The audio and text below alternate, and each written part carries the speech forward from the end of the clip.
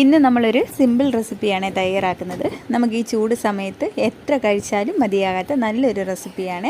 നല്ല അടിപൊളി ടേസ്റ്റുമാണ്. അപ്പോൾ നമുക്കിതെങ്ങനെയാണ് തയ്യാറാക്കുന്നതെന്ന് നോക്കാം.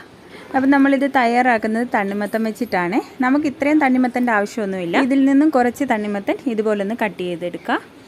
ഇതുപോലെ ഒരു പീസ് മതിയാകും. ഇനി അതിൻ്റെ ഉള്ളിലെ ആ തണ്ണിമത്തനുണ്ടല്ലോ, അത് ഇതുപോലെ ഒന്ന് കട്ട് ചെയ്തെടുക്കാം. ഇനി അതിൻ്റെ പുറത്തെ ആ തോടുണ്ടല്ലോ, അത് കളയരുത്, അത് നമുക്ക് ആവശ്യമുണ്ട്. ഇനി തണ്ണിമത്തൻ്റെ ആ കുരുവൊക്കെ കളഞ്ഞിട്ട് ഒരു മിക്സിയുടെ ജാറിലേക്ക് ഒന്ന് ചേർത്ത് കൊടുക്കാം. ഇതിലേക്ക് 1/2 കപ്പ് വിപ്പിംഗ് ക്രീം ചേർത്ത് കൊടുക്കാം. ഇനി നമ്മുടെ മധുരത്തിന് ആവശ്യമായിട്ടുള്ള പഞ്ചസാര കൂടി ചേർത്ത് കൊടുത്ത് നന്നായിട്ടൊന്ന് അടിച്ചെടുക്കാം. ഒട്ടും കട്ടകളില്ലാതെ വേണം അടിച്ചെടുക്കാനായിട്ട്. തണ്ണിമത്തനൊക്കെ നന്നായിട്ടൊന്ന് അരഞ്ഞു കിട്ടണം.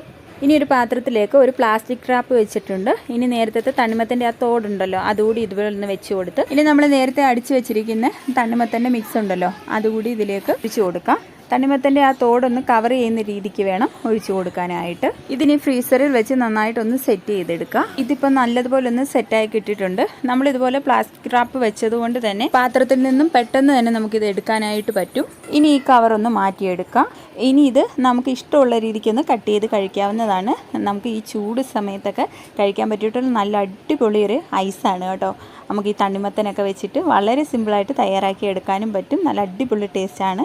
അപ്പോൾ തണ്ണിമത്തനൊക്കെ വാങ്ങിക്കുന്ന സമയത്ത് ഒരു തവണയെങ്കിലും ഇതുപോലൊന്ന് ചെയ്ത് നോക്കിയിട്ട് നിങ്ങളുടെ ഫീഡ്ബാക്ക് അറിയിക്കുക. ഇന്നത്തെ വീഡിയോ ഇഷ്ടമായിട്ടുണ്ടെങ്കിൽ ലൈക്ക് ചെയ്യാനും കൂടെ നമ്മുടെ ഈ ചാനൽ ഇതുവരെയും സബ്സ്ക്രൈബ് ചെയ്യാത്തവരുണ്ടെങ്കിൽ പ്ലീസ് ഒന്ന് സബ്സ്ക്രൈബ് ചെയ്തൊന്ന് സപ്പോർട്ട് ചെയ്യാൻ മറക്കല്ലേ. അപ്പോൾ നല്ലൊരു റെസിപ്പി നമുക്ക് വീണ്ടും കാണാം. താങ്ക്